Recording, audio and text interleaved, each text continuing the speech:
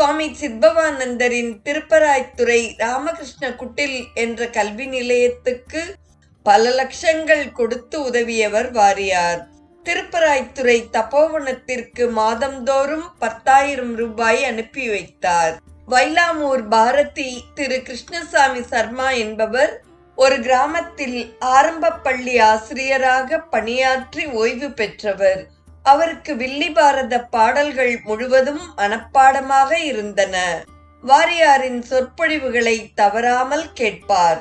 வாரியாரின் மகாபாரத உரையை முன்வரிசையில் அமர்ந்து கேட்ட சர்மாவின் வாய் பாரத பாடல்களை முணுமுணுத்தது. அதை கவனித்த வாரியார் சர்மாவின் வில்லி பாரத அறிவை அறிந்து கொண்டார்.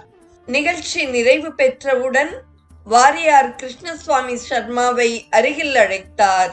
சர்மா அச்சத்துடனும் தயக்கத்துடனும் வாரியாரின் அருகில் சென்றார். வில்லி பாரத பாடல்கள் முழுவதையும் மனப்பாடமாக வைத்திருக்கிறீர்கள். தங்கள் பெயர் என்ன என்று வாரியார் வினவினார்.